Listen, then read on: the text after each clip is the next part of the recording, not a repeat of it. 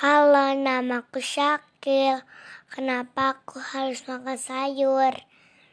Ya, sayur itu sering menjadi momok ya buat anak-anak. Banyak anak-anak nggak suka, nggak mau makan sayur. Padahal sayur ini merupakan salah satu sumber mikronutrien yang diperlukan oleh tubuh kita.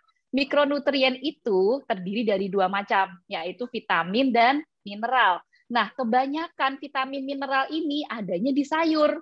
Namanya aja mikronutrien ya, mikro, kecil. Jadi mungkin dia dibutuhkan dalam jumlah kecil, tetapi sebenarnya fungsinya dan gunanya dan manfaatnya itu banyak banget gitu ya.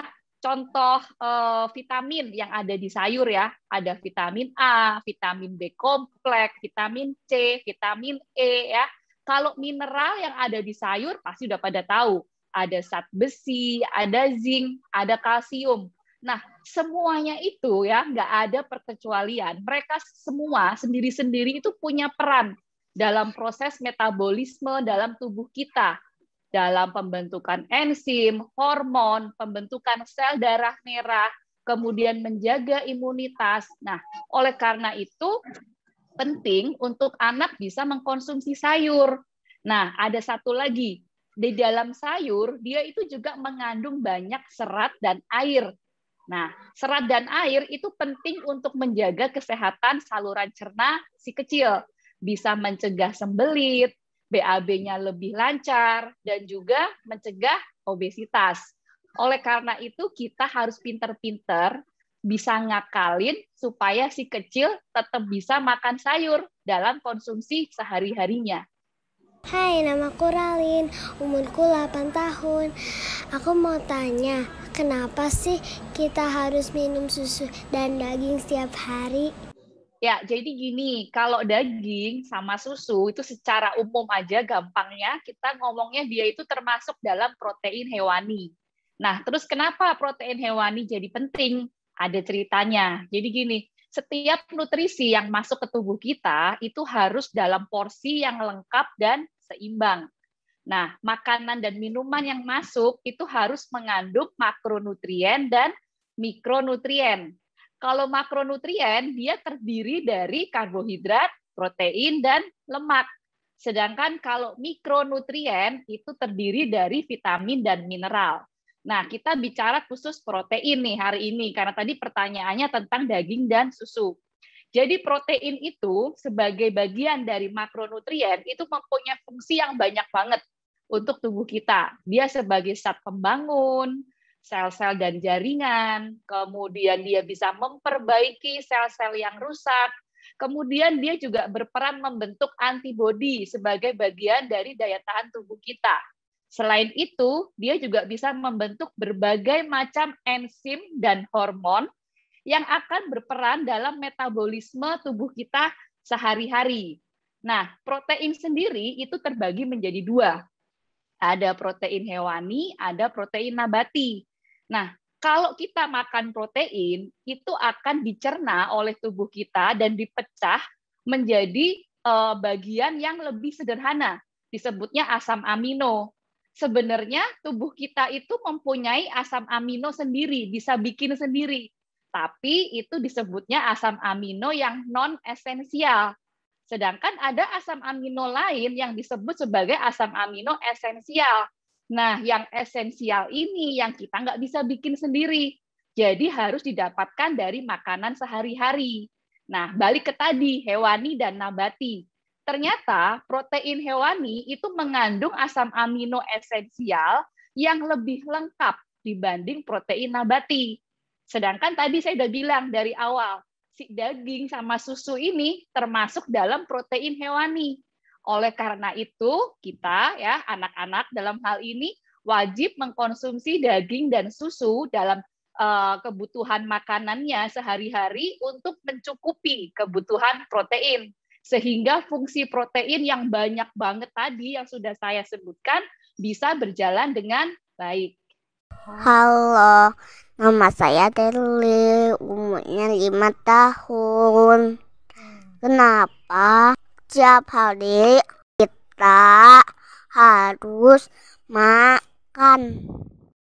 Ya, oke. Sebenarnya ini pertanyaan yang unik ya. Maksudnya kita nggak pernah terpikir, ngapain sih kita harus makan gitu tiap hari. Nah, untuk anak, karena kita ngomongin anak nih, kualitas kehidupan seorang anak itu akan ditentukan oleh pertumbuhan dan perkembangannya. Kalau pertumbuhan dan perkembangannya bisa berjalan secara optimal, maka dia akan menjadi seorang manusia nantinya yang sehat, cerdas, dan tentu bisa bermanfaat buat orang lain. Nah, kalau kita bicara tentang pertumbuhan, ya, pertumbuhan itu sangat ditentukan oleh nutrisi yang masuk sehari-hari. Nah, kalau ngomongin nutrisi, pasti nggak jauh-jauh dari makanan. Nah, padahal kita tahu semua makanan yang masuk ke dalam tubuh kita itu diharapkan dalam proporsi yang seimbang, ya. Ada makronutrien, ada mikronutrien, semuanya itu harus lengkap dipenuhi dalam makanan sehari-hari karena mereka masing-masing mempunyai fungsi sendiri-sendiri. Ada yang berfungsi sebagai sumber kalori atau sumber energi, ada yang berfungsi sebagai pembentuk sel-sel otak, sel-sel otot, kemudian jaringan, ya. Kemudian ada juga yang berfungsi untuk memperbaiki sel-sel kita yang rusak. Dan juga belum lagi ada yang berfungsi untuk menjaga supaya daya tahan tubuh kita tetap baik. Nah, semuanya itu harus bisa dipenuhi dari makanan tadi. Oleh karena itu, perlu diperhatikan makanan apa yang masuk ke dalam anak kita tiap harinya. Namaku Kanaya, umurku 11 tahun. Aku mau tanya, gimana caranya kita tahu jumlah kalori untuk tubuh kita itu cukup atau belum? Ya, kalori itu adalah jumlah energi yang terkandung dalam setiap makanan dan minuman yang masuk ke dalam tubuh kita. Biasanya ini merupakan gabungan dari kalori, karbohidrat, protein, dan lemak yang kita konsumsi sehari-hari. Nah, berapa sih kebutuhan kalori kita sehari-hari? Ini ditentukan beberapa hal. Misal ya, tergantung usia anak, kemudian jenis kelaminnya, dan juga aktivitas fisiknya sehari-hari seperti apa. Maksudnya gini, jadi kalau anak laki-laki biasanya akan butuh kalori lebih besar dibanding anak perempuan. Kemudian anak semakin besar, semakin bertambah usianya, akan semakin besar pula kebutuhan kalorinya. Terutama nih ya, pada anak-anak yang lagi masa pubertas, dia akan butuh kalori lebih banyak dibanding usia yang lebih muda, karena dia butuh banyak energi untuk mempersiapkan semua metabolisme tubuhnya menuju kedewasaan. Dan juga jika seorang anak semakin aktif, kebutuhan kalorinya juga akan semakin banyak. Nah, oleh karena itu, kita harus memperhatikan setiap kalori yang masuk dalam tubuh anak kita, karena mereka sedang pada fase pertumbuhan. Nah, terus gimana supaya kita bisa, paling enggak kita bisa ngerti lah, ini sebenarnya cukup apa enggak? Karena kan susah kan kalau suruh ngitung bener-bener pakai angka gitu tiap harinya. Ada yang bisa kita lakukan di rumah, yaitu dengan pemantauan pertumbuhan. Ya, pakailah kurva pertumbuhan dari WHO. Bisa di-download sendiri ya di Google, di searching. Kemudian ada beberapa aplikasi yang juga menyediakan kurva tersebut. Selain itu bisa juga dilihat di buku KIA-nya. Ya kan pasti semua anak punya buku KIA tuh. Di situ pasti ada grafik kurva pertumbuhan dari WHO. Ada beberapa kurva yang perlu diperhatikan. Yang pertama adalah kurva berat badan menurut usia. Kemudian yang kedua, kurva panjang badan atau tinggi badan menurut usia anak. Kemudian yang ketiga, kurva berat badan menurut panjang badan atau tinggi badan. Dan juga kurva lingkar kepala menurut usia. Nah, sebaiknya lakukanlah pemantauan pertumbuhan ya sesuai dengan usia anak dan plot di kurva tersebut. Ya, nanti akan terlihat di situ bagaimana kenaikan berat badan, panjang dan tinggi badan dan lingkar kepala anak apakah sesuai dengan kurva yang seharusnya.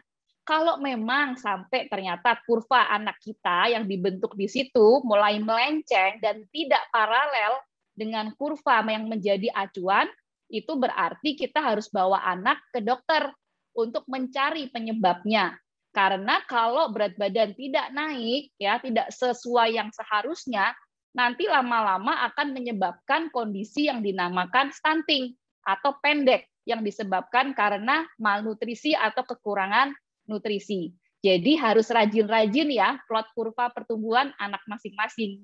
Halo, nama saya Kakak Fran. Umur saya 4,5 tahun. Saya mau tanya, apakah minum teh itu sehat buat anak-anak? Oke, jadi gini, menurut rekomendasi WHO untuk MPASI, sebaiknya teh itu tidak diberikan untuk anak di bawah usia 2 tahun. Nah, sebenarnya bukan nggak boleh sama sekali ya teh itu ya. Dia boleh, tetapi tidak dalam jumlah yang berlebihan. Kenapa? Karena di dalam teh itu dia mengandung satu senyawa namanya tanin. Nah, si tanin ini kalau jumlahnya kebanyakan dalam tubuh kita, dia akan menghambat penyerapan mineral, kalsium, dan zat besi. Otomatis kalau minum tehnya kebanyakan, taninnya juga lebih banyak, otomatis akan membuat anak beresiko untuk kekurangan kalsium dan zat besi. Padahal kita tahu kalsium itu penting untuk pertumbuhan gigi, tulang, kemudian pertumbuhan otak, pertumbuhan pembentukan sel otot dan saraf, itu semua butuh kalsium. Demikian juga dengan zat besi. Zat besi itu kita butuhkan untuk pembentukan sel darah merah. Kalau zat besinya rendah, kemungkinan anak akan menjadi anemia karena kekurangan sel darah merah tadi. Nah, dampak anemia pada anak cukup banyak. Gampang capek, gampang lemah, letih, lesu, dan bahkan kadang-kadang ada penurunan konsentrasi pada saat belajar. Ya, kemudian selain tanin di dalam teh, dia juga mengandung kafein. Kafein ini kalau jumlahnya kebanyakan, dia juga akan menimbulkan kecemasan dan juga anak bisa sulit tidur. Padahal kita tahu anak itu butuh tidur yang cukup panjang, apalagi di malam hari. Karena pada saat malam hari itulah hormon pertumbuhan bekerja, ya. Kemudian ada satu lagi nih efek dari teh yang perlu kita ketahui. Teh itu mempunyai efek diuretik yang membuat anak jadi lebih sering kencing. Nah, dengan dia banyak kencing, secara tidak langsung akan ada natrium dan kalium, dua-duanya adalah elektrolit lah dalam tubuh kita ya. Si natrium dan kalium ini juga akan ikut keluar lewat kencing, sehingga ditakutkan akan mengganggu keseimbangan elektrolit dalam tubuh si kecil. Nah, kalau misal kita ingin memberikan teh untuk anak, boleh tapi di atas 2 tahun. Kemudian ada beberapa hal yang harus diperhatikan. Yang pertama, kalau kita ngasih teh jangan terlalu panas.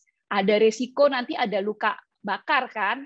Jadi lebih baik suam-suam kuku atau suhu ruang. Kemudian yang kedua, batas pemberiannya adalah 1 gelas per hari. Kemudian yang ketiga, pada saat kita bikin teh, sebaiknya waktu kita merendam kantong tehnya tidak terlalu lama, supaya tidak terlalu pekat. Jadi mungkin hanya kira-kira 1-2 menit aja. Kemudian yang keempat, disarankan untuk tehnya itu benar-benar yang kita bikin sendiri, bukan beli teh kemasan. Karena kalau teh kemasan itu akan banyak mengandung gula yang terlalu tinggi, yang tidak disarankan untuk anak-anak.